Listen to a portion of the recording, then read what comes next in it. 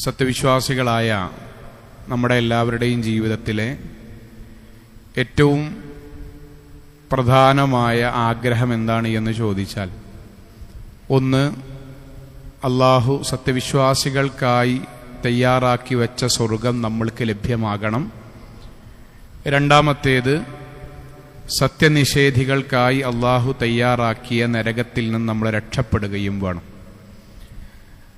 അള്ളാഹു സുബ്ഹാനഹു വ തആലയോട് നമ്മൾ നമ്മുടെ ഭാഷയിൽ, അറബി ഭാഷയിൽ പ്രവാചകൻ പഠിപ്പിച്ച പ്രാർത്ഥനകളിലൂടെയൊക്കെ ആവർത്തിച്ചു പ്രാർത്ഥിക്കുന്ന പ്രാർത്ഥനകൾ ഇവ തന്നെയാണ്.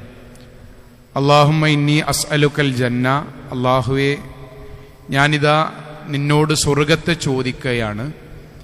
വഅഊദു ബിക മിനന്നാർ, നാഥ കഠിനമായ നരകശിക്ഷയിൽ നിന്ന് രക്ഷപ്പെടുത്തേണമേ എന്ന് ഞാൻ നിന്നോട് യാചിക്കുകയും ചെയ്യുകയാണ്. നമ്മൾ മലയാളത്തിൽ പ്രാർത്ഥിക്കുമ്പോഴൊക്കെ നിരന്തരമായി നമ്മുടെ പ്രാർത്ഥനകൾ ഈ രണ്ട് കാര്യങ്ങൾ ഉൾക്കൊള്ളുന്നതായിരിക്കും. അള്ളാഹു നമ്മെ എല്ലാവരെയും സ്വർഗത്തിൽ ഒരുമിച്ച് കൂട്ടുമാറാകട്ടെ.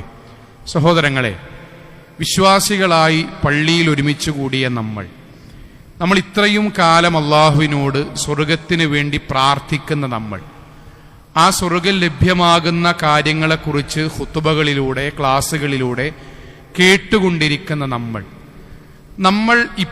നമ്മൾ ജീവിക്കുന്നത് സ്വർഗത്തിന്റെ വഴിയിലൂടെയാണോ അല്ല നമ്മൾ നരകത്തിന്റെ വഴിയിലൂടെയാണോ എന്ന് ഓരോരുത്തർക്കും വ്യക്തിപരമായി അറിയാൻ വല്ല മാർഗവുമുണ്ടോ? ഒന്നുകൂടി പറഞ്ഞാൽ, ഖുതുബ പറയുന്ന ഖത്തീബായ ഞാനും ഇവിടെ ഇരിക്കുന്ന ഓരോരുത്തരും മറ്റൊരാളെക്കുറിച്ച് ആലോചിക്കാതെ ഞാൻ ഇന്നു മരിച്ചാൽ ഞാൻ സ്വർഗത്തിലേക്കാണോ ഇൻഷാ അല്ലാഹ് എത്തിപ്പെടുക, അല്ല അള്ളാഹുവിന്റെ കോപത്തിന് വിധേയമായവരുടെ കൂട്ടത്തിലാണോ ഞാൻ എത്തിപ്പെടുക എന്ന് എനിക്ക് സ്വയം തിരിച്ചറിയാൻ, എനിക്ക് സ്വയം വിലയിരുത്താൻ എന്തെങ്കിലും മാർഗം അള്ളാഹുവിന്റെ പ്രവാചകൻ സ്വല്ലല്ലാഹു അലൈഹി വസല്ലമ പഠിപ്പിച്ചു തന്നിട്ടുണ്ടോ? സഹോദരങ്ങളെ, പ്രവാചകൻ സ്വല്ലല്ലാഹു അലൈഹി വസല്ലമ നമ്മൾക്ക് ഇങ്ങനെ ഒരു വാചകം പറഞ്ഞു തന്നു. ആ വാക്ക് നമ്മുടെ മാനദണ്ഡമാണ്. പ്രവാചകൻ പറഞ്ഞു, വിശ്വാസികളായ മുഴുവൻ ആളുകളെയും കുറിച്ച് പ്രവാചകൻ പറഞ്ഞു, അൽ മുഅ്മിനു, ഒരു യഥാർത്ഥ വിശ്വാസി എന്ന് പറഞ്ഞാൽ പരലോകമുണ്ട്, സ്വർഗമുണ്ട്, നരകമുണ്ട് എന്ന് 100% വിശ്വസിക്കുകയും ആ വിശ്വാസമനുസരിച്ച് പ്രവർത്തിച്ച് മരിച്ചു കഴിഞ്ഞാൽ ആ സ്വർഗത്തിൽ എത്തിപ്പെടണം എന്ന 100% ബോധ്യത്തിൽ ജീവിതം ക്രമീകരിക്കുകയും ചെയ്യുന്ന ഒരാൾ, അയാളാണ് മുഅ്മിൻ എന്ന് പറയാം. വിശ്വാസം ഉണ്ടായാൽ പോരാ, ആ വിശ്വാസമനുസരിച്ച് ജീവിതം ക്രമീകരിക്കുകയും ചെയ്ത ഒരാൾ. അയാളുടെ പ്രത്യേകത ലാ യഖാഫുൽ മൗത്ത്, അയാൾക്ക് അയാളുടെ മരണം പേടിണ്ടാവില്ല. അയാൾക്ക് അയാൾ മരിക്കുക എന്ന് പറഞ്ഞാൽ പേടിണ്ടാവില്ല. അതെങ്ങനെ മരിക്കുകയാണെങ്കിലും, വിമാനം പൊട്ടിയിട്ടാകാം, ഒറ്റക്കാകാം, കൂട്ടത്തിലാകാം, വെള്ളത്തിൽ മുങ്ങിയിട്ടാകാം, തീ ആളിപ്പടർന്നിട്ടാകാം, മറ്റുള്ളവരുടെ കൈകളാലാകാം, എങ്ങനെയാകട്ടെ ഒരാൾ യഥാർത്ഥ വിശ്വാസിയാണോ, പ്രവാചകൻ അയാൾക്ക് പറഞ്ഞ മാനദണ്ഡം ലാ യഖാഫുൽ മൗത്ത്, അയാൾക്ക് അയാളുടെ മരണം ഭയം ഉണ്ടാകൂല. എന്തുകൊണ്ടായിരിക്കും വിശ്വാസിയായ ഒരാൾക്ക് അയാൾ മരിച്ചു പോവുക എന്നുള്ളത് പേടിണ്ടാകൂല എന്ന് പ്രവാചകൻ പറയാനുള്ള കാരണം? അതിന് കാരണം, വിശ്വാസിയായ ഒരാൾ ഇപ്പോൾ ജീവിക്കുന്ന ദുനിയാവാണല്ലോ. അദ്ദുനിയ സിജ്നുൽ മുഅ്മിൻ, വിശ്വാസിക്ക് ഈ ദുനിയാവിലുള്ള ജീവിതം എന്ന് പറയുന്നത് ജയിലിലകപ്പെട്ട ഒരു കുറ്റവാളിക്ക് സമാനമാണ്. റസൂലുള്ളാഹിന്റെ വാക്കാണ്, കുറ്റവാളിക്ക് സമാനമാണ്. എന്താണ് കുറ്റവാളിക്ക് സമാനമാണെന്ന് പറയാൻ കാരണം? വിശ്വാസി മാത്രമായിരിക്കും ഈ ദുനിയാവിൽ ഇത്രയും ടെൻഷൻ അടിച്ച് ജീവിക്കുന്നുണ്ടാകുക.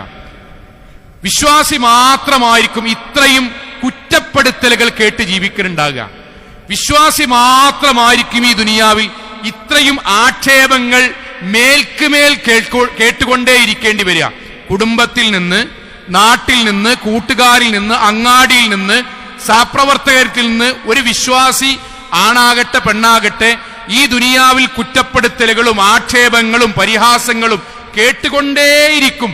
ജയിലകപ്പെട്ട ഒരു കുറ്റവാളിയെ പോലെ ഉറപ്പാണ്, 100% ഉറപ്പാണ്. ഇപ്പൊ നമ്മൾ ആലോചിച്ച് നോക്കൂ, നമ്മുടെ നാട്ടിൽ നമ്മുടെ ഒരു പെൺകുട്ടി ഇസ്ലാമികമായ വേഷം ധരിച്ച് അവൾ ഒരു ക്യാമ്പസിലേക്ക് പോയാൽ, ഇസ്ലാമിക വേഷം ധരിച്ച ഒരു പെൺകുട്ടിയെ ആ ക്യാമ്പസിൽ ഏറ്റവും കൂടുതൽ കളിയാക്കുക ആരായിരിക്കും? മുസ്ലിമീങ്ങളായ അവരുടെ കൂട്ടുകാരികളായ പെൺകുട്ടികളായിരിക്കും. ചോദിക്കും, ഇപ്പൊ തന്നെ ഈ വയസ്സന്മാരെ പോലെയാണോ? ഇപ്പൊ തന്നെ ചാക്ക് കെട്ടിയ പോലെയാണോ? ഇപ്പൊ തന്നെ എന്റമ്മാന്റെ പോലെ തള്ളമാരെ പോലെയാണോ? സഹോദരങ്ങളെ, നമ്മുടെ കുട്ടി ദീനിയായി ജീവിച്ചതാണ്.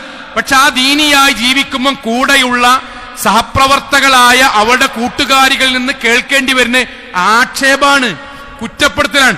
അന്യം കൊണ്ടൊരു വഴിക്ക് ഈ ഡ്രസ്സുമായിട്ട് പോകാൻ പാടില്ല. അവൾ ഒറ്റപ്പെടുകയാണ്. നമ്മുടെ നാട്ടിൽ ഒരു എടവണ്ണങ്ങാടിയിൽ ഒരു കച്ചവടക്കാരൻ, അയാൾ അല്ലെങ്കിൽ മഞ്ചേരി കച്ചവടം നടത്തുകയാണ്. അയാൾ ഇസ്ലാമികമായി ഒരു ഖുതുബ കേട്ടു. അവന്റെ കച്ചവടത്തിൽ ബറക്കത്തുണ്ടാകണമെങ്കിൽ അള്ളാഹു പറഞ്ഞ പോലെ ആകണം. അയാൾ ഹക്കായിട്ട് കച്ചവടം നടത്താൻ വേണ്ടി തീരുമാനിച്ചാൽ അവന്റെ ചുറ്റുഭാഗത്തുള്ള കച്ചവടക്കാരൻ അവന്റെ അടുക്ക് വരും. എന്നിട്ട് അവനോട് പറഞ്ഞ വാക്കെന്നറിയും, ഇങ്ങനെ പണ്ടത്തെ അതേ നമ്മൾ വല്യാപ്പാരെ പോലെ ഓരോ കണക്കും ഇങ്ങനെ എഴുതി വെച്ചാണ്ട് അതിൽ ഓരോ ഷർത്തും പറഞ്ഞു എഴുതി വെച്ച് അതിലിങ്ങനെ ഹക്കും ജാഹും ബാത്തിലും ഓരോന്നും ഇങ്ങനെ അതും ഇങ്ങനെ ഓരോന്ന് എഴുതി വെച്ച് ഇങ്ങനെ പഴയ ആൾക്കാരെ പോലെയാണോ? സഹോദരങ്ങളെ, അയാൾ കളിയാക്കപ്പെടുകയാണ്. എന്തിന്റെ പേരിൽ? അയാൾ ഒരാളെയും പൈസ മോഷ്ടിച്ചിട്ടില്ല, അയാൾ ഒരാളെയും തട്ടിപ്പറിച്ചിട്ടില്ല, അനർഹമായ ഒരു ഉറുപ്പ്യ അയാൾക്ക് വന്നിട്ടില്ല. മറിച്ച് പടച്ചോന്റെ മുന്നിൽ ഒരാളുടെയും അരപ്പൈസ വന്നതിന്റെ കണക്കിന്റെ പേരിൽ കുറ്റം കിട്ടരുത് എന്ന ബോധ്യത്തിൽ അള്ള പറഞ്ഞ പോലെ ജീവിക്കാൻ ഒരാൾ തീരുമാനിച്ചാൽ അയാൾ ഈ നാട്ടിൽ ആക്ഷേപിക്കപ്പെടുകയാണ്, കുറ്റപ്പെടുത്തുകയാണ്. അയാൾ ആളുകളെല്ലാവരും കൂട്ടം കൂടി ആക്രമിക്കുകയാണ്. ഇപ്പൊ നമ്മുടെ വീട്ടിലോ അല്ലെങ്കിൽ നമ്മുടെ കുടുംബത്തിലോ ഏതെങ്കിലും ഒരു മരുമകൾ, അവൾ വിവാഹം കഴിഞ്ഞ് അവൾ ദീനിയായൊരു പെൺകുട്ടിയാണ്. അവൾ സുബൈക്ക് വീടൊക്കെ ഒന്ന് വിളിച്ചുണർത്തി, ഉമ്മാനോട് ഉമ്മ നിങ്ങൾ ജുമാക്കില്ലേ എന്ന് ചോദിച്ച് ക്ലാസ്സിനൊക്കെ വരാൻ വേണ്ടി പറഞ്ഞാൽ വീട്ടിൽ പിന്നെ ചർച്ചയാണ്. എന്തെന്നറിയോ? അനക്ക് മാത്രം ഒരു ദീന്, ഞങ്ങൾ ആരും ഇത്രയും കാലം ജുമാക്കൊന്നും പോയിട്ടില്ല, അനക്ക് മാത്രം അറിയുന്ന കുറച്ച് ആയത്തും ഹദീസും. സഹോദരങ്ങളെ, ആ കുട്ടി ഒരു ചെറിയ ഒരു വറ്റ് പോലും അധികം ചോദിച്ചിട്ടുണ്ടാവില്ല. സ്നേഹത്തോടെ, കാരുണ്യത്തോടെ, ബഹുമാനത്തോടെ, ഉമ്മ നമുക്ക് കുടുംബസമേതം ദീനിയായി ജീവിക്കല്ലേ എന്ന് ചോദിക്കുമ്പോൾ ആ വീട്ടിൽ നിന്ന് കിട്ടുന്നത്, ആയിക്കോട്ടെ ഇൻഷാ അല്ലാ മോളെ, അന്നെപ്പോലെ നല്ലൊരു മരോളെ ഞാൻ പ്രാർത്ഥിച്ചിട്ട് അല്ല തന്നതാണ് എന്നല്ല പറയുന്നത്. അനക്ക് മാത്രം കുറച്ച് ദീന്, നിനക്ക് മാത്രം കുറച്ച് ആയത്ത്, നിനക്ക് മാത്രം കുറച്ച് ഹദീസ്. ഇത് എല്ലാവരും ഇന്ന് അഭിമുഖീകരിക്കാൻ. സഹോദരങ്ങളെ, ക്യാമ്പസിന്ന്, നാട്ടിന്ന്, കുടുംബത്തിന്ന്, കച്ചവടത്തിന്ന്, ഓരോ മേഖലയിലും ദീനിയായി ജീവിക്കുന്ന ഒരാൾ ആക്ഷേപങ്ങളും കുറ്റപ്പെടുത്തലുകളും കേട്ടുകൊണ്ടേയിരിക്കും. ഇങ്ങനെയൊക്കെ ജീവിക്കുമ്പം അയാളുടെ മനസ്സ് വേദനിക്കൂലേ? വേദനിക്കും, സങ്കടപ്പെടും. അയാൾ ഒറ്റയ്ക്ക് ചിലപ്പോ കരയും. അയാൾ തഹജ്ജുദ് അള്ളാഹിനോട് തേടും, നിസ്കാരത്തിന് ശേഷം തേടും. എന്ത്? പടച്ചോനെ, ഞാൻ ഇതൊക്കെ ക്ഷമിക്കാം, എനിക്ക് പ്രശ്നമില്ല, സങ്കടമുണ്ട്, പക്ഷെ പ്രശ്നമില്ല, എനിക്ക് പകരം നീ സ്വർഗം തന്നാ മതി. പടച്ചോനെ, ഇതിന് പകരം നീ എനിക്ക് നരകമോചനം തന്നാ മതി. ഇവരൊക്കെ ഈ പറയുന്നത് ചെറിയ നിസ്സാരമായ ലോകത്തിന്റെ സന്തോഷത്തിന് വേണ്ടിയിട്ടല്ലേ? പോകണ ബൈക്ക് ഒന്ന് തെന്നിയാൽ തീരുന്ന ലോകത്തിന്റെ സന്തോഷത്തെ പറ്റിയിട്ടാണ് ഓലിനോട് പറയുന്നത്. കറങ്ങുന്ന ഫാനിന്റെ മുന്നിൽ നിന്ന് ഷാളെങ്ങാനും കുടുങ്ങിയാൽ കഴുത്ത് മുറുകി ജീവൻ പോകുന്ന ലോകത്തിന്റെ സന്തോഷത്തെ പറ്റിയിട്ടാണ് ഓല് പറയുന്നത്. ബാത്റൂമില് കാലൊന്ന് വഴുതി തലയടിച്ച് കയ്യൊന്ന് ബാക്കിലേക്ക് വെക്കും, ബ്ലഡ് ഇങ്ങനെ വന്നാൽ തീരുന്ന ഒരു ജീവിതത്തെ പറ്റിയിട്ടാണ് ഓല് എന്നെ കളിയാക്കുന്നത്. പടച്ചോനെ, ഞാൻ ക്ഷമിക്കാൻ റെഡിയാണ്, പക്ഷെ നീ എനിക്ക് സ്വർഗം നൽകണം. അങ്ങനെ ജീവിക്കുന്ന ഒരാളുടെ ജീവിതത്തിലേക്ക് അയാളുടെ പ്രാർത്ഥന സ്വർഗാണ്, ആഗ്രഹം സ്വർഗാണ്, തേട്ടം സ്വർഗമാണ്. അയാൾ ക്ഷമിക്കുന്നത് സ്വർഗത്തിന് വേണ്ടിയാണ്. അയാളുടെ പ്രാർത്ഥന അള്ളാഹു കേട്ടു. ഇനി അയാൾക്ക് എന്താ തടസ്സം? സ്വർഗം അള്ളാഹു അയാൾക്ക് കൊടുക്കാൻ വേണ്ടി തീരുമാനിച്ചു. ഇനി എന്താ തടസ്സം? ഒറ്റ തടസ്സമുള്ളൂ, അയാൾ ഈ ദുനിയാവിലാണ്. അതാണ് സ്വർഗത്തിന് തടസ്സം. മുഅ്മിനിന് സ്വർഗത്തിന് ഒറ്റ തടസ്സേ ഉള്ളൂ, അയാൾ ഈ ദുനിയാവിലാണ്. ഈ ദുനിയാവിൽ നിന്ന് അള്ളാഹു മാലാഖമാരെ അയാളിലേക്ക് ഇറക്കും, എന്നിട്ട് അയാളെ ആശീർവദിച്ചു കൊണ്ടുപോകും. ആ കൊണ്ടുപോകലാണ് മുഅ്മിനിന്റെ മരണം. അതുകൊണ്ടാണ് മുഅ്മിനിന് മരിക്കുക എന്നുള്ള പേടില്ല എന്ന് പറയാൻ കാരണം. പേടി ഉണ്ടാവില്ല, കാരണം അയാൾ ജീവിക്കുന്ന സ്വർഗത്തിനാണ്. സ്വർഗത്തിന് അയാൾക്ക് ഒരൊറ്റ തടസ്സേ ഉള്ളൂ, മരണം മാത്രം, മരണം മാത്രം. എന്നാൽ റസൂലുള്ളാഹി സ്വല്ലല്ലാഹു അലൈഹി വസല്ലം ഉടനെ പറഞ്ഞിട്ടോ, ഒരു വിശ്വാസിക്ക് ദുനിയാവിൽ സ്വന്തം മരണത്തെപ്പറ്റി പേടിണ്ടാവില്ല എന്ന് പറഞ്ഞു ഉടനെ റസൂലുള്ളാഹി സ്വല്ലല്ലാഹു അലൈഹി വസല്ലം പറയാൻ, വൽ കാഫിർ, എന്നാൽ കാഫിർ, കാഫിർ എന്ന് പറയുന്ന ദിവസങ്ങളെ അല്ലല്ല എന്ന് പറഞ്ഞ അല്ല, റസൂലുള്ളാഹി ഇവിടെ അതല്ല ഉദ്ദേശം. മറിച്ച് സ്വർഗണ്ട്, പരലോകണ്ട്, നരകണ്ട്, ഖബറുണ്ട്, വിചാരണുണ്ട്, സിറാത്തുണ്ട്, മീസാനുണ്ട്, എല്ലാം അറിയാം, ആയത്തറിയാം, ഹദീത്ത് അറിയാം, മദ്രസയിൽ പഠിച്ചേക്കണ്, എല്ലാം ചെയ്തേക്കണ്. പിന്നെ ഇപ്പൊ അങ്ങനെ ജീവിച്ചാൽ ദുനിയാവ് ആസ്വദിക്കാൻ കഴിയില്ല. അതുകൊണ്ട് കുറച്ചും കൂടി കഴിയട്ടെ. ഞാൻ ഇപ്പൊ ഒരു പാർട്ടിയിലുണ്ട്, അപ്പൊ ദീനിയാകാൻ പാടില്ല. ഞാൻ ഇപ്പൊ പ്രസിഡന്റാണ്, അപ്പൊ ദീനിയാകാൻ പാടില്ല. ഞാൻ ഇപ്പൊ എന്റെ പ്രായ യുവത്വമാണ്, അപ്പം ദീനിയാകാൻ പാടില്ല. ഇപ്പൊ ഞാൻ ക്യാമ്പസിലാണ്, ഇപ്പൊ ദീനിയാകാൻ പാടില്ല. ദീനിയാകണം എന്നറിയാം. പക്ഷെ ഇപ്പം ഞാൻ നിൽക്കണ കുറെ ചെക്കന്മാരും കുറെ ടീമും കുറെ ഇപ്പോഴുള്ള സാമ്പത്തികമായ സെറ്റപ്പ് അനുസരിച്ച് ദീനിയായാൽ എനിക്ക് അത്രയൊന്നും ആസ്വദിക്കാൻ ദുനിയാവ് കഴിയില്ല എന്ന് മനസ്സിലാക്കി ഇന്നല്ലെങ്കിൽ നാളെ മാറാം എന്ന് പിശാച് പറഞ്ഞു കൊടുക്കുന്നതിനനുസരിച്ച് ജീവിക്കുന്ന ഒരാൾ, അതാണ് കാഫിർ എന്ന് പറഞ്ഞാൽ. അയാളാണ് കാഫിർ എന്ന് പറഞ്ഞാൽ. പരിശുദ്ധ ഖുർആന്റെ വാക്കെന്താ അറിയോ? ദാലിക ബിഅന്നഹും, അവർക്ക് പരലോകത്തെ കുറിച്ച് അറിയാത്തോണ്ടല്ല, പിന്നെയോ ഇസ്തഹബ്ബുൽ ഹയാത്തദ് ദുനിയാ അലൽ ആഖിറ, പരലോകത്തിനേക്കാളും ഇപ്പോഴുള്ള ജീവിതം ഓൽ ഇഷ്ടപ്പെടുകയാണ്. വഅന്നല്ലാഹ ലാ യഹ്ദിൽ ഖൗമൽ കാഫിരീൻ, അത്തരം ആൾക്കാർക്ക് അല്ലാഹു ഒരിക്കലും ഹിദായത്ത് കൊടുക്കൂല. അങ്ങനെ ജീവിക്കണ ഒരാള്, അയാളാണ് അള്ളാഹിന്റെ റസൂല് പറഞ്ഞ കാഫിർ. അയാൾക്ക് ലോകത്ത് അയാളുടെ അത്ര മരണത്തെ പേടി ലോകത്ത് ആർക്കും ഉണ്ടാവില്ല. അയാളുടെ ജീവിതത്തിൽ ഏറ്റവും വലിയ പ്രശ്നം എന്താ? ഞാൻ മരിക്കാന്ന് പറയണത്, അയാൾ മരിക്കാന്ന് പറഞ്ഞത് അയാളുടെ ജീവിതത്തിൽ ഏറ്റവും വലിയ പേടിയായിരിക്കും. എന്തുകൊണ്ടായിരിക്കും? എന്തുകൊണ്ടായിരിക്കും? അയാളുടെ സമ്പത്തിൽ സകല ഹറാമും, പലിശ ഉണ്ടാവും, വെട്ടിപ്പിടിച്ചുണ്ടാവും, തട്ടിപ്പറിച്ചുണ്ടാവും, കള്ളക്കേസ് കൂടെ എടുത്തുണ്ടാവും. അവനാന്റെ ടീമിൽ എല്ലാരും പാടെ ഓഹരി വെക്കുമ്പോ ഹറാമാന്ന് അറിഞ്ഞാലും ഞാനായിട്ട് ഇനി മാറുന്ന ഞാൻ കമ്പനി പെടൂലെന്നുള്ളതുകൊണ്ട് വാങ്ങിയതുണ്ടാവും. ഇതൊക്കെ ഉണ്ടാവും. ഇതൊക്കെ അവന് വാങ്ങുമ്പം ഖുത്ബയിൽ കേട്ടിട്ടുണ്ടാവും ഇത് തെറ്റാണ്, പുറത്തേക്ക് ഇറങ്ങിയിട്ട്. അങ്ങനൊക്കെ പാടെ നോക്കാൻ നിന്നാലേ, എല്ലാം കൂടി നോക്കാൻ നിന്നാലേ ഈ പറയുന്ന മൂല്യമാരാവുന്ന ശരിയായി കിട്ടിയാൽ മതി. ഇനി ഇതൊക്കെ പറയുമ്പോഴും അവന്റെ ഫിത്റത്തിൽ അറിയാം ഞാൻ ഈ ചെയ്യുന്നത് തെറ്റാണ്, ഹറാമാണ്, നിഷിദ്ധാണ്, ചെയ്യാൻ പാടില്ലാത്തതാണ്. ദീനിയായി ദഅ്വാ പ്രവർത്തനം നടത്തുന്ന യുവാക്കൾ നോക്കിയിട്ട് പല ആൾക്കാർ ഇപ്പോഴും ഈ പ്രായത്തിൽ ഇങ്ങനെ ഖുർആൻ ഹദീസിന്റെ അതിന്റെ പോസ്റ്റർ ആയിട്ട് ഇങ്ങനെ നടക്കുകയാണോ? പറയണോൻ ആകെ പണി എന്തായിക്കറിയോ? ബസ് ഇറങ്ങിനോടത്ത് പോയിട്ട് സകല പെൺകുട്ടികളെ നോക്കി അവന്റെ നമ്പർ വാങ്ങണ പണിയായിരിക്കും. അവനാണ് കളിയാക്കുക, ദീനിയായി ജീവിക്കുന്നവനെ കളിയാക്കുക. അവൻ എന്നിട്ട് പറയും, എടാ അനക്കൊക്കെ എന്തൊരു ലൈഫാണടാ. ഇത് പറഞ്ഞ് കളിയാക്കുമ്പോഴും അവന്റെ ഹൃദയത്തിൽ അറിയാം ഞാൻ ചെയ്യണത് തെറ്റാണ്, ഹറാമാണ്, നിഷിദ്ധാണ്, ചെയ്യാൻ പാടില്ലാത്തതാണ്. ഞാൻ ആൾക്കാർക്കിടയിൽ എന്റെ സ്ഥാനം ഉറപ്പിക്കാൻ വേണ്ടിയിട്ടാണ് ബാക്കിയുള്ളവനെ കളിയാക്കുന്നത് എന്നവൻ അറിയാം. ഇസ്ലാമിക വേഷം ധരിച്ച കുട്ടികളെ കളിയാക്കുന്ന, സകല മോഡൽ സ്വീകരിക്കുന്ന മുസ്ലിം പെൺകുട്ടികൾക്കും സഹോദരിമാർക്കും അറിയാലോ, ഞാൻ ഈ ധരിച്ച പോലെ അള്ളാന്റെ മുന്നിൽ കോടതിയിൽ പോയി നിൽക്കാൻ എനിക്ക് പേടിയാന്ന് അറിയാലോ. പിന്നെന്തിനാണ് അവനവന്റെ വായ കൊണ്ട് ന്യായീകരിച്ച് ജീവിക്കാൻ? ആ ന്യായീകരിച്ച് താൻ തോന്നിയായി ജീവിക്കുമ്പോഴും അതിനിടയിലാണ് അള്ളാഹു മലക്കുൽ മൗത്തിനെ പറഞ്ഞേക്കുക. എന്തായിരിക്കും അവസ്ഥ? എന്തായിരിക്കും അവസ്ഥ? ചിലപ്പോ ബെഡ് ആശുപത്രിയിൽ നിന്നായിരിക്കും, ചിലപ്പോ വണ്ടിയിൽ നിന്ന് ആക്സിഡന്റ് ആയിരിക്കും, ചിലപ്പോൾ മൂക്കുന്ന് ബ്ലഡ് വന്നിട്ടായിരിക്കും, ചിലപ്പം അവനവന്റെ കിച്ചണിൽ നിന്ന് തീ ആളിപ്പടർന്നിട്ടായിരിക്കും. അള്ളാഹു മലക്കുൽ മൗത്തിനെ പറഞ്ഞേക്കും. കല്ലാ ഇദാ ബലഗതി തറാഖ് വഖീല മൻ റാഖ് വവന്ന അന്നഹുൽ ഫിറാഖ് വൽതഫത്തി സാഖ് ബിസാഖ്. അള്ളാഹു കരവള്ളിക്ക് ഇങ്ങനെ പിടിക്കും, വലിച്ചിങ്ങനെ കൊണ്ടുപോകും. അള്ളാഹ് കൊണ്ടുപോകുമ്പോൾ കണങ്കാലുകൾ തമ്മിൽ ഒരു കോഴി അറുത്തിടുമ്പോൾ, ഉളുഹിയത്തിനൊരു മെരുവിന് അറുത്തിടുമ്പോൾ കാല് തമ്മിൽ പെടയണ പോലെ നിന്ന് പടക്കും. മദ്രസയിൽ പഠിച്ചോൻ, പള്ളിക്കൊക്കെ വന്നോൻ, 500-ലധികം ഖുത്ബ കേട്ടോൻ, വായ കൊണ്ട് ന്യായീകരിച്ച് ദീനിനെ കളിയാക്കിയവൻ, അവന് പേടിയാണ് മരിക്കാന്നുള്ളത്. പ്രവാചകന്റെ വാക്കാണ്, വജന്നത്തുൽ കാഫിർ. ദുനിയാവിന്റെ ജീവിതം കാഫിറിനെ സംബന്ധിച്ചിടത്തോളം ഇവിടെയാണ് അവന്റെ സ്വർഗം. കാരണം അതിന് പറ്റിയ ചങ്ങായിമാരുണ്ടാവും, അതിന് പറ്റിയ ആംബിയൻസ് ഉണ്ടാവും, അതിന് പറ്റിയ യൂട്യൂബിലെ കുറെ ക്ലിപ്പ് ഉണ്ടാവും, എല്ലാം ഉണ്ടാവും. ദീനിനെ കളിയാക്കാൻ പറ്റിയ എല്ലാ സംവിധാനവും ഉണ്ടാകും. സഹോദരങ്ങളെ, ഒറ്റ ചോദ്യമുള്ളൂ, നമ്മൾ ഇതിലേതിലെ പെടും? അതാണല്ലോ നമ്മൾക്കറിയണ്ടേ. ഇന്ന് വെള്ളിയാഴ്ചയാണ്. നമ്മൾ ഈ ജുമാ കഴിഞ്ഞിട്ട് നമ്മൾ ശാന്തമായിട്ട്, പടച്ചോനെ ഇന്നെങ്ങാനും വൈകുന്നേരം ഞാൻ മരിക്കുകയാണെങ്കിൽ എനിക്കിങ്ങനെ മനസ്സെന്ന് പറയാൻ കഴിയോ? പടച്ചോനെ എന്നെക്കൊണ്ട് കഴിയുന്ന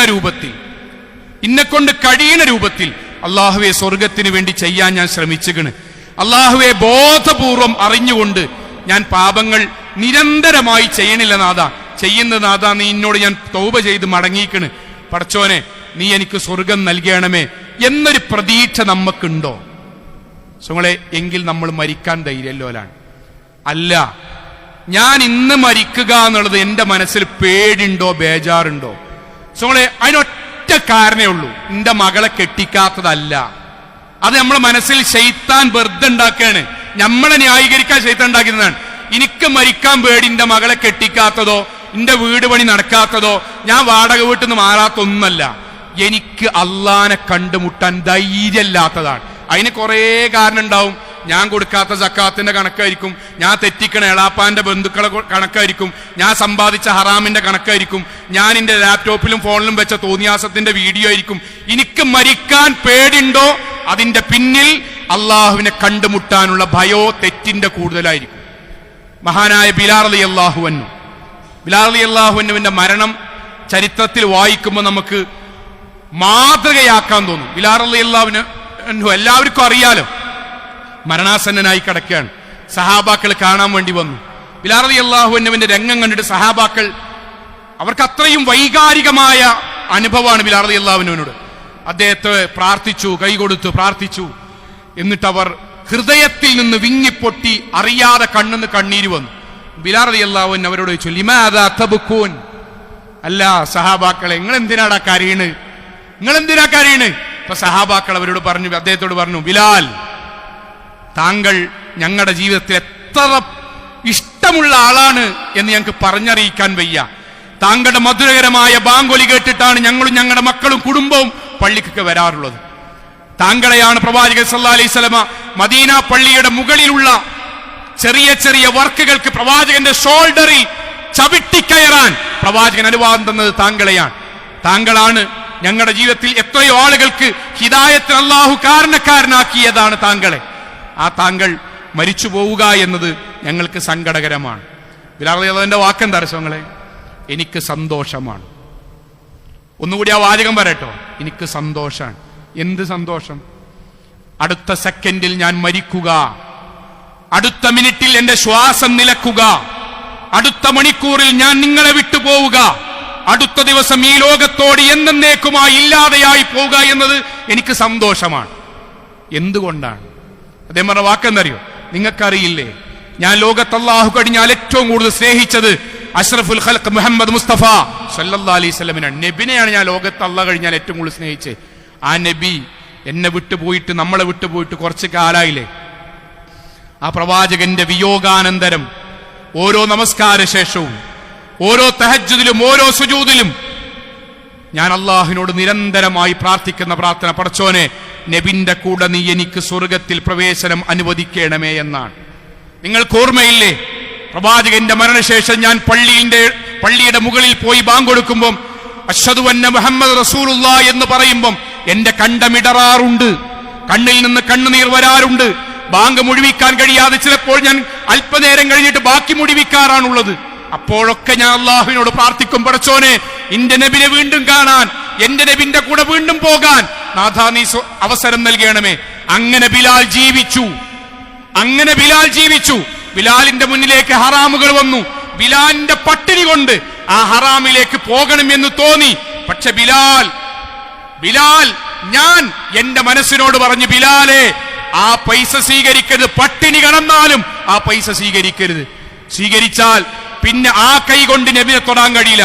ബിലാലെ ആളുകളൊക്കെ നോക്കും, പക്ഷെ അങ്ങോട്ട് നീ നോക്കരുത്. നോക്കിയാൽ പിന്നെ ആ കണ്ണുകൊണ്ട് നബിനെ കാണാൻ കഴിയില്ല. ബിലാലെ ആളുകളൊക്കെ നടക്കും, ആ നടക്കുന്നിടത്തേക്ക് നാട്ടുകാർ മുഴുവൻ നടന്നാലും ബിലാലെ നീ നടക്കരുത്. നടന്നാൽ ആ കാലുകൊണ്ട് നബിന്റെ അടുക്കലേക്ക് നീ നടക്കാൻ കഴിയില്ല. ബിലാലെ ബാക്കിയുള്ളവർ ജീവിക്കണ പോലെ നീ ജീവിക്കരുത്. അവർ നിന്നെ കളിയാക്കും, സാരല്ല, കളിയാക്കിക്കോട്ടെ, ജീവിക്കരുത്. ജീവിച്ചാൽ പിന്നെ നബിനെ കാണാൻ കഴിയില്ല. അങ്ങനെ ഞാൻ ജീവിച്ചു, അങ്ങനെ ഞാൻ കണ്ടു, അങ്ങനെ ഞാൻ നോക്കി. ഇന്ന് ഞാൻ കിടക്കുമ്പം ഇൻഷാ അല്ലാഹ് എനിക്ക് ഉറപ്പാണ്, ഞാൻ മരിച്ചു കഴിഞ്ഞാൽ അള്ളാഹുവിന്റെ പ്രവാചകനെ വീണ്ടും കണ്ടുമുട്ടാനുള്ള ഒരു അവസരം ഇൻഷാ അല്ലാഹ് ഉണ്ടാകും. അതാണ് എന്റെ ധൈര്യം. ആ ധൈര്യമാണ് നമുക്കുണ്ടാണ്ടി. മുവഹിദുകളെ, തൗഹീദുള്ളവരെ, നമ്മൾ ഓരോരുത്തരും ഒരു ഖുതുബക്കപ്പുറം ഹൃദയത്തിൽ നിന്ന് നമ്മളോട് ചോദിക്കുക, എനിക്ക് മരിക്കാൻ പേടിയാണോ ധൈര്യമാണോ? ധൈര്യമാണെങ്കിൽ ഇൻഷാ അല്ലാഹ് നമ്മൾ സ്വർഗത്തിന്റെ വഴിയിലാണ്. പേടിയാണെങ്കിൽ 100% ഉറപ്പാൻ നമ്മൾക്ക് അള്ളാഹുവിന്റെ കോടതിയെ പേടിക്കാൻ മാത്രം 1, 2, 4, 5 പാപങ്ങൾ നമ്മുടെ ജീവിതത്തിൽ ആരും അറിയാത്തതോ അറിഞ്ഞുകൊണ്ടോ ഉണ്ട്. അത് മാത്രം നമ്മളെ മരിക്കാൻ പേടി. വേറൊന്നും നമുക്ക് മരിക്കാൻ പേടില്ല. ഇല്ല, ഉറപ്പാണ്. സഹോദരങ്ങൾ ഒന്നുകൂടി പറയട്ടെ. അലി റളിയല്ലാഹു അൻഹു ഉമർ ഇബ്നുൽ ഖത്താബ് റളിയല്ലാഹു അൻഹു രണ്ടുപേരും കുത്തുകൊണ്ടിട്ടാ മരിച്ചേ. അലി റളിയല്ലാഹു അൻഹു പള്ളിയിൽ കുത്തുകൊണ്ടു, വയറ് കീറി, കുടൽമാല പുറത്തേക്ക് വന്നു, രക്തം മണൽത്തിട്ടയിലേക്ക് അങ്ങോട്ട് ചൊരിയുന്നത് പോലെ ഒന്നാകൊഴുകി. 2 കൈകൾ ഉപയോഗിച്ച് കുടൽമാല വയറിന്റെ ഭാഗത്തേക്ക് തിരിച്ചിട്ട് ആ രക്തത്തിൽ കിടന്നിട്ട് അലി റളിയല്ലാഹു അൻഹു പറഞ്ഞ അവസാനത്തെ വാക്കുകളിൽ ഒന്നെന്താ അറിയോ? നജാ അലി, അലി രക്ഷപ്പെട്ടു. എന്താ സഹോദരങ്ങളെ, എന്താണ് പറഞ്ഞത്? അലി രക്ഷപ്പെട്ടു. എന്താ രക്ഷപ്പെട്ടു എന്ന് പറഞ്ഞാൽ? ദുനിയാവ് കഴിഞ്ഞല്ലോ, ദുനിയാവ് കഴിഞ്ഞല്ലോ. ഞാൻ ഇത്രയും കാലം നിസ്കരിച്ചല്ലോ, ഇൻഷാ അല്ലാഹ് ഇതിന്റെ കൂലി വാങ്ങാൻ വേണ്ടി പോട്ടെ. ഞാൻ ഇത്രയും കാലം സക്കാത്ത് കൊടുത്തില്ലേ, കൂലി വാങ്ങാൻ വേണ്ടി പോട്ടെ. ഇത്രയും കാലം ആൾക്കാരൊക്കെ കളിയാക്കിയപ്പോൾ ഇസ്ലാമികമായിട്ട് ജീവിച്ചില്ലേ, കൂലി വാങ്ങാൻ പോട്ടെ ഇൻഷാ അല്ലാഹ്. ഇത്രയും കാലം ഞാൻ എന്റെ ഭാര്യനോടും മക്കളോടും കുടുംബത്തോടും നന്നായി പെരുമാറിയില്ലേ, ഇൻഷാ അല്ലാഹ് കൂലി വാങ്ങാൻ പോട്ടെ. നജാ അലി, അലി രക്ഷപ്പെട്ടു. നമുക്ക് പറയാൻ കഴിയണം, എടവണ്ണങ്ങാടിന്ന് ആക്സിഡന്റ് പറ്റി നമ്മൾ മരിക്കുമ്പം ബാപ്പാണ്ടും ഉമ്മാണ്ടും ആയുസിന് ബാപ്പ അമ്മ ഇൻഷാ അല്ലാഹ് പോയി വരട്ടെ. അതിന് സുബഹി നമുക്ക് തെളിവായിട്ട് പള്ളിക്കെന്ന് പറയണം. അല്ലാത്തവന് കഴിയില്ല. ഖുർആൻ നമുക്ക് അനുകൂലമായിട്ട് പരലോകത്ത് പറയണം. ഓദീനും പടച്ചോനെ അവൻ, നമുക്ക് ധൈര്യം ഉണ്ടാകും. നമ്മളെ സമ്പത്ത് അള്ളാഹുണ്ട് പറയണം. ഒപ്പമുള്ള ഏട്ടന്മാർ അഞ്ചന്മാരൊക്കെ കള്ളത്തരത്ത് കൂടെ ഉണ്ടാക്കിയപ്പോഴും മൂപ്പര് ഹലാലായ മാർഗത്തിൽ ഉണ്ടാക്കിയെന്ന് പറയണം. അപ്പൊ നമുക്ക് ധൈര്യം ഉണ്ടാവും. ആ ധൈര്യമാണ് ഖുതുബ കൊണ്ട് കിട്ടേണ്ടത്. ആ ധൈര്യമാണ് ആയത്ത് കൊണ്ട് കിട്ടേണ്ടത്. ആ ധൈര്യമാണ് ഹദീസ് കൊണ്ട് കിട്ടേണ്ടത്. ആ ധൈര്യമാണ് നമ്മുടെ ജീവിതം. ആ ധൈര്യമാണ് ജീവിതം. ക്യാൻസർ വന്നിട്ട് ആശുപത്രിക്ക് ഇങ്ങനെ കൊണ്ടുപോവുകയാണ്. 40-45 വയസ്സുണ്ട്. പള്ളിന്റെ തൊട്ടടുത്ത വീട്. 45-ാമത്തെ വയസ്സിൽ ക്യാൻസർ വന്നു. സ്റ്റേജ് 4 എത്തി. പെട്ടെന്നാണ് അറിഞ്ഞ്. കൊണ്ടുപോയി ആശുപത്രിയിൽ പ്രാഥമികമായ എല്ലാ പരിശോധനകളും അയക്കലും റിസൾട്ട് കിട്ടലും എല്ലാം കഴിഞ്ഞു. സന്ദർശിക്കാൻ വേണ്ടി പോയി. 2 കൈകളും ചേർത്ത് പിടിച്ചിട്ട് അദ്ദേഹം പറഞ്ഞ വാക്കിങ്ങനെയാണ്: മൗലവി, നിങ്ങൾ കാര്യമായിട്ട് പ്രാർത്ഥിക്കണം. എനിക്ക് പറയാൻ വേറെ ആരുമില്ല. നിങ്ങൾ കാര്യമായിട്ട് പ്രാർത്ഥിക്കണം. ഇൻഷാ അല്ലാഹ് പറഞ്ഞു. പക്ഷെ മനസ്സിലിങ്ങനെ സങ്കടം തികട്ടി വരിക. എന്താ സങ്കടം എന്നറിയോ? 45-ാമത്തെ വയസ്സിൽ പള്ളിയുടെ തൊട്ടടുത്ത് വീടുണ്ടായിട്ടും ഒരു അസുഖം പറ്റി ആശുപത്രിയിൽ പോയി ഡോക്ടർമാർ ഒരു വേള തിരിച്ചു വരില്ല എന്ന് കേൾക്കുമ്പോൾ നമ്മൾ എന്തിനാണ് ബേജാറാണ്? സത്യത്തിൽ ചോദിക്കാം, നമ്മൾ എന്തിനാ ബേജാറാണ്? നമ്മൾ ആശുപത്രി കിടക്കണു, ഡോക്ടർമാര് പറഞ്ഞ കേൾക്കണ്, നമ്മളെ പറ്റി ചിലപ്പോ ഒരു തിരിച്ചു വരവില്ല. നമ്മൾ എത്ര മയ്യത്തുകൾ മറമാടിയവരാണ്, നമ്മൾ എത്ര മയ്യത്ത് നിസ്കരിച്ചവരാണ്. ആ മയ്യത്ത് മറമാടി തിരിച്ചു വരുമ്പോ നമ്മൾ ഈ പള്ളിക്കെന്ന് പറഞ്ഞിട്ടില്ലേ, ഇങ്ങനെ തന്നെ ഇക്കാരല്ലേ നമ്മളതും ഇല്ലേ എത്ര വട്ടം. അതേപോലെ അവസ്ഥ വരുമ്പോ നമുക്ക് എന്തിനാ കൂട്ടരെ ബേജാറുണ്ട്. എന്തേ കാരണറിയോ? അത് വെറും ഒരു വാക്കായിട്ട് നമ്മുടെ നാവുമ്മ നിന്നു. അതുകൊണ്ടാ പ്രശ്നം. പള്ളിയുടെ തൊട്ടടുത്തുണ്ടായിട്ടും സുബഹിക്ക് വരാത്തവന് പേടിയാണ് മരിക്കാൻ. ഉറപ്പല്ല, പേടിയാണ്. കയ്യിലൊരു ഫോൺ ഉണ്ടായിട്ട് ആ ഫോണിൽ മുഴുവൻ ഓരോ സെക്കൻഡ് നോക്കിയിട്ടും ഒരു പേജെങ്കിലും ഓതാതെ ഒരു ദിവസം കിടക്കണോന് പേടി തന്നെയാണ് മരിക്കാൻ. ഉറപ്പല്ലേ? അതോ എന്റെ മകനെ കെട്ടിക്കാത്തോണ്ടോ, മകളുടെ ജോലി ശരിയാകാത്തോണ്ടോ, അല്ലെങ്കിൽ പേരക്കുട്ടിന്റെ പണി ശരിയാകാത്തോണ്ടോ അല്ല. അള്ളാന്റെ മുന്നിൽ ഇങ്ങനെ നിൽക്കാനുള്ള ധൈര്യക്കമ്മിയാണ്. ആ ധൈര്യക്കമ്മി അല്ല നമുക്കുണ്ടാണ്ട്. നമ്മൾ ജീവിതം ശരിയാക്കണം. അതിന്റെ ഒന്നാമത്തെ ഉത്തര റസൂൽ പറഞ്ഞത്, നമ്മൾ സ്വയം പരിശോധിക്കുക. എനിക്ക് മരിക്കാൻ തടസ്സം എന്താണ്? അള്ളാഹു അനുഗ്രഹിക്കുമാറാകട്ടെ.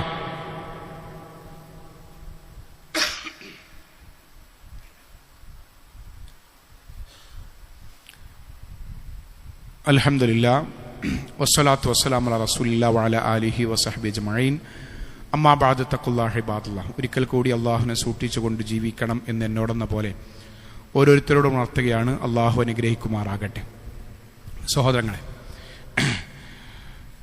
വളരെ അത്ഭുതം തോന്നുന്ന ഒരു ഹദീസ് പറയാം. കേട്ടിട്ടുണ്ടാകും, എങ്കിലും പറയാം. പ്രവാചകൻ സല്ലല്ലാഹു അലൈഹി വസല്ലം മരണാസന്നനായി കിടക്കുകയാണ്. പ്രവാചകന്റെ ഏറ്റവും പ്രിയപ്പെട്ട ഫാത്തിമ റളിയല്ലാഹു അൻഹ മകളാണ്. മകളെ പ്രവാചകൻ സല്ലല്ലാഹു അലൈഹി വസല്ലം വിളിക്കട്ടോ. റസൂൽ സല്ലല്ലാഹു അലൈഹി വസല്ലം രണ്ട് കാര്യം ഫാത്തിമ റളിയല്ലാഹു അൻഹയോട് ചെവിയിൽ രഹസ്യമായി പറഞ്ഞു. ആദ്യം നബി ഒരു കാര്യം പറഞ്ഞപ്പോൾ ഫാത്തിമ റളിയല്ലാഹു അൻഹ കരഞ്ഞു. രണ്ടാമത് റസൂലുള്ളാഹി സ്വല്ലല്ലാഹു അലൈഹി വസല്ലം ഒരു കാര്യം പറഞ്ഞു, ഫാത്തിമ റളിയല്ലാഹു അൻഹ കണ്ണുനീര് തുടച്ചിട്ട് ചിരിച്ചു. എന്താണ് ഒന്നാമതായി റസൂലുള്ളാഹി സ്വല്ലല്ലാഹു അലൈഹി വസല്ലം എന്തു പറഞ്ഞപ്പോഴാണ് ഫാത്തിമ റളിയല്ലാഹു അൻഹ കരഞ്ഞത്? അറിയും? ഫാത്തിമ റളിയല്ലാഹു അൻഹ പറയട്ടോ, ഫഅഖ്ബറനി അന്നഹു യുഖ്ബലു ഫീ വജ്ഇഹി അല്ലദീ തുവഫിയ ഫീഹി. നബി പറഞ്ഞു, മളെ, വാപ്പ ഈ കിടത്തത്തിൽ തന്നെ മരിക്കുന്നാണ് തോന്നുന്നത്. ഇനിയൊരു തിരിച്ചു വരവ് ഉണ്ടാവില്ല എന്നാ വാപ്പാക്ക് തോന്നണത്. എൻ്റെ കുട്ടിനെ ഞാൻ അറിയിക്കാട്ടോ. ഫാത്തിമ റളിയല്ലാഹു അൻഹ പറയട്ടോ, ഫബക്കൈതു. അപ്പൊ ഞാൻ ഹൃദയം തിന്നിങ്ങനെ കണ്ണുനീരിങ്ങനെ വന്നു. എൻ്റെ അപ്പച്ചി പോവുകയാണല്ലോ, ലോകത്തിന്റെ കാരുണ്യം പോവുകയാണല്ലോ, ഇവിടുത്തെ എല്ലാ മനുഷ്യരുടെയും വെളിച്ചം പോവുകയാണല്ലോ എന്നാലോചിച്ചപ്പം ഞാൻ കരഞ്ഞു. സുമ്മ പിന്നെ സാറനി, രഹസ്യമായി എൻ്റെ വാപ്പ ഒന്നും കൂടി നബി എന്നെ ഒന്നും കൂടി വിളിച്ചു.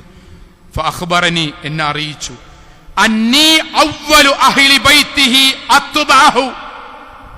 ഫാത്തിമ, എനിക്ക് അള്ളാന്റെ ഒക്കെ ഒരു വഹി കിട്ടിയിരിക്കണേ. എന്താ വഹി അറിയോ? ഞാൻ മരിച്ചതിന് ശേഷം നമ്മളെ കുടുംബത്തിൽ നിന്ന് അടുത്തതായി ആദ്യം മരിക്ക ഫാത്തിമ നീയായിരിക്കും. മോളെ, വാപ്പാനക്ക് ശേഷം നമ്മളെ കുടുംബത്തിൽ നിന്ന് ആദ്യം മരിക്ക പ്രായം കൂടിയ ഉമ്മമാരല്ല, പ്രായം കുറഞ്ഞ എൻ്റെ കുട്ടിയായിരിക്കും ആദ്യം മരിക്കുക. ഫാത്തിമ അള്ളാനെ പറയാൻ ഫളഹിഖ്തു, അപ്പൊ എനിക്ക് സന്തോഷമായി, ഞാൻ ചിരിച്ചു. ഇതാണ് ഈ ഖുതുബ, ഇതാണ് ഈ പറഞ്ഞത്. നിങ്ങളൊന്ന് വെറുതെ ആലോചിച്ച് നോക്കി. ഞാൻ എൻ്റെ ഉപ്പാനെയും കൊണ്ട് ഹോസ്പിറ്റലിൽ പോയി ഡോക്ടർ പരിശോധിച്ചിട്ട് എന്നോട് വന്നിട്ട് എൻ്റെയും ഉപ്പയുടെയും ബ്ലഡ് ടെസ്റ്റൊക്കെ നടത്തിയിട്ട് ഡോക്ടർ എന്നോട് പറയാൻ, മൗലവി, ഉപ്പ കുറച്ച് കാലേ ഉണ്ടാവുള്ളൂ, പക്ഷെ ഒരു കാര്യമുണ്ട്, വാപ്പയുടെ മരണശേഷങ്ങളെ കുടുംബത്തിന് അടുത്തതായി മരിക്കാൻ സാധ്യത നിങ്ങളാണെന്നാണ് ഞങ്ങൾ മനസ്സിലാക്കുന്നത് എന്ന് പറഞ്ഞാൽ എന്തായിരിക്കും നമ്മുടെ പ്രതികരണം? എൻ്റെ പ്രതികരണം എന്തായിരിക്കും? ആ പ്രതികരണത്തിന് ഒറ്റ കാരണമുള്ള സോങ്ങൾ എന്താ അറിയോ? ഞാൻ ചെറുപ്പം മുതൽ കേൾക്കുന്നുണ്ട് മരിക്കുന്നുള്ളത്. നമ്മളൊക്കെ കേട്ടോ മരിച്ചു കഴിഞ്ഞാൽ ഖബറുണ്ടെന്ന് കേൾക്കുന്നുണ്ട്, പഠിച്ചുകണ്. അതിനുശേഷം സ്വർഗവും നരകവും ഉണ്ട്, സ്വർഗത്തേക്ക് എത്താനുള്ള വഴി നരകത്തേക്ക് എത്താനുള്ള ഒക്കെ നമുക്കറിയാം. പിന്നെന്തിനാ പേടി? പിന്നെന്തിനാ പേടി? എന്താ പേടി അറിയോ? നമ്മൾ ഒരുങ്ങണില്ല, നമ്മളിങ്ങനെ കേൾക്കുകയാണ്, നമ്മൾ ഒരുങ്ങണില്ല. ഞാൻ ഒരിക്കലും കുറ്റപ്പെടുത്തിയില്ല, ഞാൻ എന്നെ അടക്ക പറഞ്ഞു ഒരുങ്ങണില്ല. ആ ഒരുങ്ങാത്തോണ്ടാണ് ആക്സിഡന്റ് പറ്റി, യുവാവായ ഒരാളെ ആക്സിഡന്റ് പറ്റി ബോധരഹിതനായി ഹോസ്പിറ്റലിൽ നിന്ന് അവന്റെ ശരീരത്തിൽ ബ്ലഡുമായിട്ട് ഇങ്ങനെ ഡ്രസ്സൊക്കെ ബ്ലഡായി കത്രിക കൊണ്ട് കിട്ടാവുന്ന ഭാഗം വെട്ടിയെടുത്ത് ബോധം തെളിഞ്ഞപ്പോ ആ കുട്ടി ഫസ്റ്റ് ചോദിക്കണോ എന്തറിയോ? എന്റെ ഫോൺ എവിടെ? അത് ഫോൺ അഡിക്ഷൻ കൊണ്ടല്ല, അവന്റെ ഫോണിലുള്ള 128 GB ഉണ്ടെങ്കിൽ അതിൽ 84 GB അശ്ലീല വീഡിയോകൾ മാത്രമാണ്. ഓന് പേടിക്കാരും മരിക്കാൻ. നാളെ സുബൈ നമ്മളെ പള്ളിയിൽ നമ്മളെല്ലാവരും നമ്മളെ പള്ളിയിൽ നാളെ സുബഹിക്ക് ഒരാള് സുബൈ ബാങ്ക് കൊടുത്തു, പള്ളിക്കൊക്കെ വന്നു, 2 റക്അത്ത് സുന്നത്ത് നിസ്കരിച്ചു, ജമാഅത്തായി പങ്കെടുത്തു. ഒരു 2 മിനിറ്റ് ഇരുന്നിട്ട് അള്ളാഹിനോട് അവരാന്റെ കാര്യങ്ങളൊക്കെ സുബൈക്ക് ശേഷം പറഞ്ഞ് പോണ വഴിക്ക് ഒരു പേജ് ഖുർആൻ ഓതിയിട്ട് ഇങ്ങനെ രാവിലെ ചൊല്ലേണ്ട ചെറിയ കയ്യമ്മ ചൊല്ലേണ്ട ദിക്റുകളൊക്കെ ഇങ്ങനെ ചൊല്ലി ഇങ്ങനെ വീട്ടിൽ പോയി 7:15 നെഞ്ചുവേദന വന്നിട്ട് EMC കൊണ്ടുപോയി. അയാൾക്ക് അവിടെ കിടന്നിട്ട് ശ്വാസം കിട്ടാതെ ആകുമ്പോഴും ഒരു സന്തോഷം ഉണ്ടാവും. പടച്ചോനെ, ഞാൻ ഇന്ന് രാവിലെ ചെയ്യാൻ പറ്റുന്നൊക്കെ ചെയ്തിട്ടാണല്ലോ പടച്ചോനെ വന്നിക്കുന്നത്. അതിന് പകരം നിങ്ങൾ തിരിച്ചൊന്ന് ആലോചിച്ച് നോക്കി. തിരിച്ച് നമ്മളെന്നും 6:30ക്കാണ് സുബഹിസ്കരിക്കണേ, 6:20 നെഞ്ചുവേദന വന്നു. അപ്പോഴേക്കും പള്ളിക്കത്തെ ജമാഅത്തെ കഴിഞ്ഞിക്കണ്. വീട്ടുകാരെല്ലാരും കൂടി ഹോസ്പിറ്റലിൽ കൊണ്ടുപോയി. അവിടുന്ന് ഡോക്ടർ ഇത് കിട്ടും തോന്നുന്നില്ല എന്നവർ പറയുന്നത് നമ്മളിങ്ങനെ കേൾക്കുന്നുണ്ട്. നമ്മളെ കയ്യും കാലും ഇങ്ങനെ നിന്ന് പറക്കും. കാരണം എന്താ അറിയോ, എന്റെ മനസ്സിന് ബോധ്യമുണ്ട്, ഞാൻ ഒരു ദിവസം ആദ്യമായി പടച്ചോന് ചെയ്യേണ്ട ഒന്നാമത്തെ ഫർള് നിർവഹിക്കാതെയാണ് പടച്ചോനെ മരിക്കാൻ പോണത്. ആ പേടിയാണ് എല്ലാ വിഷയത്തിലും. അതുകൊണ്ട് നമ്മൾ തൗഹീദുള്ളവരാണ്, ദീനുള്ളവരാണ്, അള്ളാഹുവിനെ ഏറ്റവും നന്നായി സൂക്ഷിച്ച് ഭക്തിയോടുകൂടി ജീവിക്കേണ്ടവരാണ്. നമ്മൾ ഇന്ന് വീട്ടിൽ പോവുക, ഇങ്ങോട്ട് ശാന്തമായി ആരും കൂട്ടണ്ട, ഒറ്റക്കിരുന്നിട്ട് പടച്ചോനെ ഇന്ന് ഖുതുബയിൽ പറഞ്ഞ പോലെ എനിക്ക് മരിക്കാൻ സത്യത്തിൽ ധൈര്യമുണ്ടോ അതോ പേടിയാണോ? പേടിയാണെങ്കിൽ അതിന് കാരണം എനിക്കറിയാം. ഞാൻ എൻ്റെ ഭാര്യനോട് സംസാരിക്കേണ്ട, ഭാര്യമാരെ ഭർത്താവിനോട് സംസാരിക്കണം. പേപ്പറിൽ ഇങ്ങനെ എഴുതുക, ഇന്നത് ശരിയാക്കണം, ഇന്നത് ശരിയാക്കണം, ഇന്നത് ശരിയാക്കണം. പെട്ടെന്ന് അതിനുള്ള തൗഫീക്കിന് വേണ്ടി അല്ലാണ്ട് തേടുക, ശരിയാക്കുക. ഇൻഷാ അല്ലാഹ് അള്ളാഹു നമ്മൾക്ക് ഒരുക്കി വെച്ച സുന്ദരമായ സ്വർഗത്തിലേക്ക് നമ്മൾക്ക് പ്രവേശിക്കാൻ കഴിയും. ഏതെങ്കിലും ഒരു ദിവസം നമ്മുടെ അടുക്കലേക്ക് മലക്കുൽ മൗത്ത് ഇറങ്ങി വരും.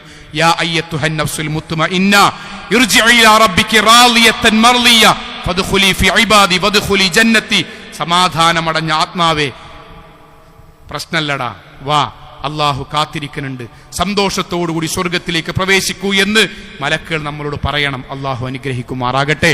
നമ്മുടെ ജീവിതത്തിൽ വന്നുപോയ ചെറുതും വലുതുമായ മുഴുവൻ തെറ്റുകുറ്റങ്ങളും റഹ്മാനായ നാഥ നീ ഞങ്ങൾക്ക് വിട്ടുപുറത്ത് മാപ്പാക്കി തരണമേ റഹ്മാനെ. കത്തിയാൾ നരകത്തിൽ നിന്നും കഠിനമായ ശിക്ഷയിൽ നിന്നും അതിശക്തമായ പരലോകത്തിലെ വിചാരണയിൽ നിന്നും നാഥ നീ ഞങ്ങളെല്ലാവരെയും കാത്തുരക്ഷിക്കണമേ റഹ്മാനെ. അള്ളാഹുവേ, ഞങ്ങളെയും ഞങ്ങളുടെ കുടുംബത്തെയും അംബിയാ മുർസലീങ്ങളുടെ കുടുംബത്തിന്റെ കൂടെ സ്വർഗത്തിൽ ഒരുമിച്ച് ചേർക്കണമേ റഹ്മാനെ. അള്ളാഹുവേ, രഹസ്യമായും പരസ്യമായും അറിഞ്ഞും അറിയാതെയും ചെറുതും വലുതുമായി ഞങ്ങൾ ചെയ്തിട്ടുള്ള മുഴുവൻ പാപങ്ങളും റഹ്മാനായ നാഥ നീ ഞങ്ങൾക്ക് വിട്ടുപുറത്ത് മാപ്പാക്കി തരണമേ റഹ്മാനെ. അള്ളാഹുവേ, ലോകത്തെവിടെ വെച്ച് എങ്ങനെ മരണപ്പെടേണ്ടി വന്നാലും ശിർക്ക് ചെയ്യാതെ, ബിദ്അത്തില്ലാതെ, ഖുറാഫാത്തില്ലാതെ ധീരമോഹിതകളായി ജീവിച്ച് മരണപ്പെട്ടു പോകാൻ നാഥ നീ ഞങ്ങളെ എല്ലാവരെയും അനുഗ്രഹിക്കണമേ റഹ്മാനെ. അള്ളാഹുവേ, ഞങ്ങളുടെ കൂട്ടത്തിൽ നിന്ന് മരണപ്പെട്ടു പോയ ഞങ്ങളുടെ മാതാപിതാക്കൾ, ഉസ്താദുമാർ, ഗുരുനാഥന്മാർ, ഞങ്ങളുടെ കുടുംബക്കാർ എല്ലാവർക്കും നാഥ നീ സ്വർഗം നൽകി അനുഗ്രഹിക്കണമേ റഹ്മാനെ. അള്ളാഹുവേ, ലോകത്തിന്റെ വ്യത്യസ്ത ഭാഗങ്ങളിൽ കഷ്ടതകൾ അനുഭവിക്കുന്ന സാധുക്കളായ ഞങ്ങളുടെ സഹോദരങ്ങൾക്ക് നാഥ നീ ആശ്വാസം പ്രദാനം ചെയ്യണമേ റഹ്മാനെ. അള്ളാഹുവേ, ഗൾഫ് നാടുകളിൽ ഞങ്ങൾക്ക് വേണ്ടി അധ്വാനിക്കാൻ വേണ്ടി പോയ ഞങ്ങളുടെ കുടുംബാംഗങ്ങൾക്ക് നാഥ സമാധാനവും സന്തോഷവും ബർക്കത്തുള്ള വരുമാനവും നൽകി നീ അനുഗ്രഹിക്കണമേ റഹ്മാനെ. അള്ളാഹു, ഞങ്ങളുടെ കുടുംബജീവിതത്തിൽ സമാധാനവും സന്തോഷവും നൽകി നീ അനുഗ്രഹിക്കണമേ റഹ്മാനെ. അള്ളാഹുവേ, ഞങ്ങളെ എല്ലാവരെയും നാഥ നിന്റെ ജന്നാത്തിൽ ഫിർദൗസിൽ ഒരുമിച്ച് കൂട്ടണമേ റഹ്മാനെ. അള്ളാഹുവേ, ജീവിക്കുവാനും ധീരമായി ജീവിക്കുവാനും